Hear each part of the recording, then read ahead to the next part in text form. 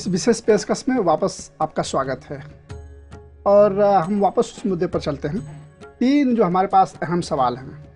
देखिए, हमारे पास समय की चूँकि सीमा है और जो सवाल की लंबी फहरिस्त है, लेकिन जो 3 अहम सवाल हैं, इन सवालों के जवाब आम आदमी चाहता है, क्योंकि अब उनको धैर्य की सीमा उनकी हट रही है कि नहीं पूछताछ करते, माला चढ़ाते, ये करते, उनको बहुत सारे समय बीत गए।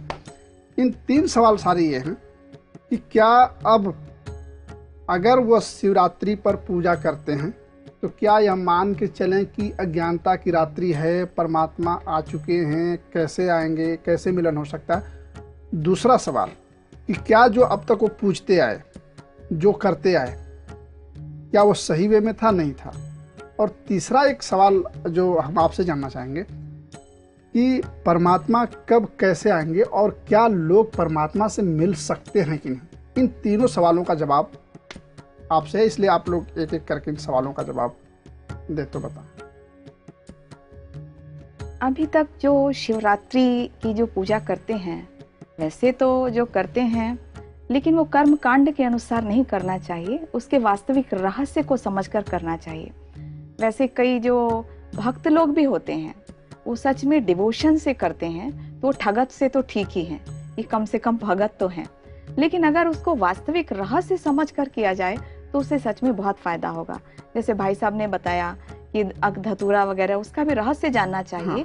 कि जो हमारे जो विकार हैं, क्यों हम बाकी देवी देवताओं को सिंहासन पर रखते हैं और परमात्मा शिव के जो मंदिर होते हैं वो जमीन पर होते हैं, और हम उन पर कभी फूल नहीं चढ़ाते हैं, धतूरा चढ़ाते हैं। तो कितने रहस्य की बात है ये। समझना चाहिए कि परमात्मा को हम वास्तविक जो विकार हैं, वो विकार जो लेने आया है उसको हम दें। काम, क्रोध, लोभ, मोह, अहंकार, ये विकारों को अगर हम अर्पण करते हैं तो सही अर्थ में ये शिवरात्रि है। आप बताएं कि कैसे अर्पण करेगा आदमी और किस तरीके से अर्पण करेगा कि नहीं वो परमात्मा को समझे और ये विकारों को चढ़ाए। वो अभी तक तो ये मनुष्य ऐसी चीजें ही देकर चलते आ रहे हैं कि धतूरा है, ये भांग है, ये सब देते आए हैं। लेकिन शिव ने तो बोला कि मेरा कोई आकारी रूप तो है नहीं।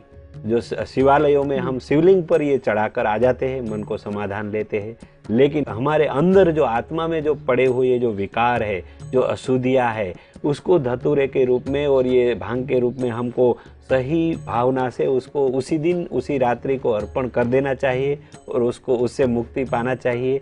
और अगर हम सही दिल से शिवरात्रि ऐसे भी मनाते आए हैं, लेकिन कुछ समय के लिए वो साक्षात्कार कराते हैं कि भोलेनाथ है, लेकिन वो परमानेंट साक्षात्कार की अनुभूति नहीं रहती है। अगर परमानेंट उसके साथ प्यार और अनुभूति चाहते हैं तो सही अर्थ में हम ये सारी चीज़ों जो काम, क्रोध, लोभ, मोह जो ब्रिज मोहन भाई ने बताए, वो सही दिल से उसी रात्रि को अर्पण कर देना चाहिए। तभी हम उससे मुक्त होंगे और परमानेंट हमारा प्यार शिव भोलेनाथ से जुट जाएगा। उसका सही परिचय भी लेकर उसको अर्पण करना चाहिए। आप बताइए कि क्या अगर कोई शिव से मिलना चाहे, क्योंकि बहुत सारी बातें इन्हीं पर घूमती रही हैं कि नहीं ऐसा वक्त होगा परमात्मा आएगा, तो क्या सचमुच परमात्मा आ गया है? और अगर आ गया है, सारे आपने सिम्टम बता दिए कि परमात्मा के आने का ये सिम्टम है, इस स्थिति में परमात्मा आते हैं, ये कल्याणकारी है, ज्ञानता के, तो क्या परमात्मा आ गए? अगर आ गए हैं तो लोग क्या इस बार शिवरात्रि पर मिलन मनाएं? तो क्या परमात्मा से मिलन हो सकता है? अगर हो सकता है तो उसकी विधि क्या होगी? आप लोगों को खुशखबरी। ये भाई जी एक क्वेश्चन बहुत लंबा चौड़ा आपने पूछा है।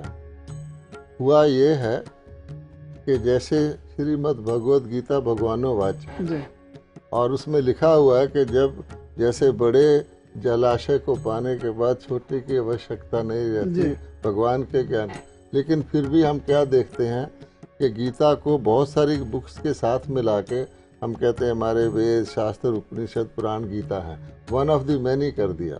अब आप शिवरात्रि की बात कर रहे हैं, तो हम शिवरात्रि को क्या एक्सक्लूसिव फेस्टिवल के तौर पे मनाते हैं या दशहरा, दिवाली, होली इत्यादि के साथ वन ऑफ द मैनी कर दिया?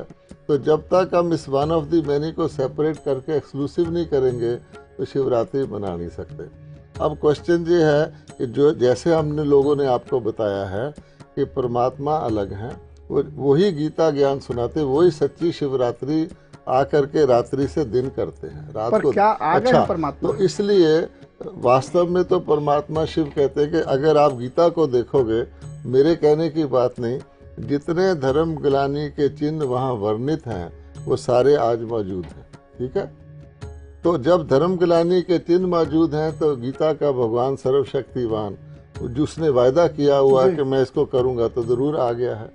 अब प्रश्न जो है कि कैसे आ गया है, तो क्योंकि एक तो उन्होंने शिव और शंकर को मिला दिया है, इसको बात को हमने डिस्कस नहीं किया कि शंकर महादेव को शिव से मिला दिया है। दूसरी बात, शिव श्री कृष्ण जी के रूप में नहीं आए, जन्म नहीं लिया, वो तो प्रजापिता ब्रह्मा के द्वारा आते हैं। आप टोटली देखिए कि या तो गॉड को क्रिएटर कहा जाता है या ब्रह्मा को कहा जाता है, जिसको भिन्न भिन्न रूप से लोग एडम, आदम, आदिनाथ वगैरह सब धर्मों वाले कहते हैं। तो गॉड को भी सब धर्मों वाले मानते हैं और उसके फिजिकल क्रिएटर को भी सब धर्मों वाले मानते हैं। अब ये रहस्य तो शिव ही बताता है, खुद आते हैं कि मैं परमात्मा निराकार शिव ब्रह्मा के शरीर रूपी रथ में अवतरित होकर ज्ञान देता हूँ, और वो दे रहे हैं। और उसका प्रत्यक्ष प्रमाण है ये जो ब्रह्मा कुमारी जिसके हम मेंबर हैं। तो ब्रह्मा कुमारी का लोग पूछते हैं ब्रह्मा कुमारी कौन है, इसका मतलब क्या होता है। इनके सारे विश्व में सारे 137 देशों में केंद्र हैं कि क्या चीज़ है। तो वास्तव में इस शिवरात्रि को अगर सचमुच किसी ने शिव को अच्छी तरह जानना हो, उनसे योग लगाना हो, उनसे प्राप्ति करनी हो, तो ये हम टीवी टॉक में तो डिस्क्राइब नहीं कर सकते। ये खुशखबरी सुना सकते हैं कि भाई ब्रह्मा कुमारी के किसी भी सेवा केंद्र पर जाओ, अच्छी तरह से इस बात को समझो, शिव को जानो, स्वयं को जानो, तो आपका अवश्य ही शिव मिलन हो सकता है। अगर 10 लाख भाई बहनों का शिव मिलन होकर वो विकारों से जीवन मुक्त हो रहे हैं तो आप क्यों नहीं हो सकते। तो ये हम आपको खुशखबरी देते हैं। जी हाँ, हम आज बात कर रहे हैं शिवरात्रि और परमात्मा अवतरण के संदर्भ में। जैसे सभी को पता है कि नेपाल में शिवरात्रि बड़े ही धूमधाम से मनाया जाता है। यहाँ पे विश्व चर्चित पशुपतिनाथ का मंदिर है। आप बताइए, क्या धरती में सचमुच परमात्मा का अवतरण होता है? होता है।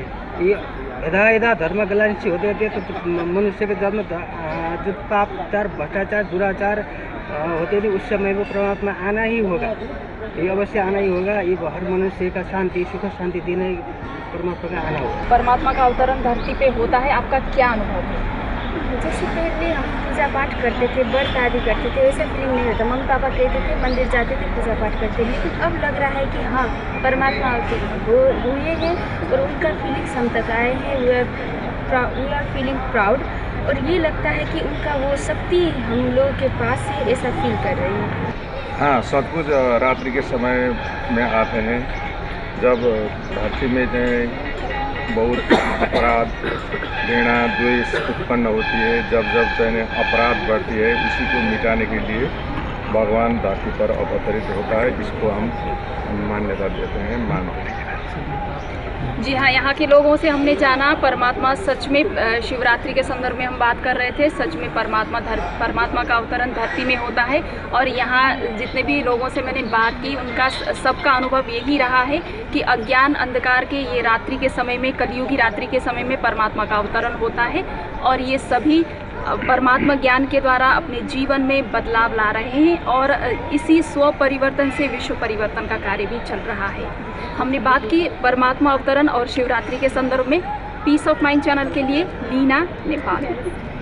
देखिए, आज के इस जो डिस्कशन था, हमारे जो विशेष मेहमान थे, जो बातें निकल के आई हैं कि जो मनुष्य जो कर्म कांड करते आए हैं, अब उससे बाहर निकलने की ज़रूरत है और अपनी बुराइयों को परमात्मा पर अर्पण करने की ज़रूरत है। और साथ में जो सबसे महत्वपूर्ण बात, क्या परमात्मा से मिलन हो सकता है, ऐसा आपका मानना है। और सचमुच अगर आप चाहते हैं तो इसमें करने में कोई कोताही ना बरतें, कोई उसमें जिज्ञासा जरूर आप रखें, जरूर पालें। और मैं तो कहता हूँ कि अगर ये बातें सामने आई हैं तो आप ज़रूर इसको एक बार परखें कि सचमुच परमात्मा का जो सिम्टम ने बताया था वो हो चुका है। और ऐसा प्रतीत हो रहा है कि शायद अब भगवान इस दुनिया में अपना काम कर रहे हैं और आपको और हम सबको मिलकर अपनी बुराइयों को अर्पण कर अपने जीवन को श्रेष्ठ बनाना चाहिए। आप लोग हमारे स्टूडियो में आए, भ्राता ब्रह्मोहन जी आपका भी, स्वामी जी आपका भी, और डॉक्टर पुष्पा पांडे जी बहुत बहुत स्वागत है। और फिर नई पेशकश के साथ हाजिर होंगे, तब तक के लिए दीजिए हमें इजाज़त। नमस्कार, ओम शांति।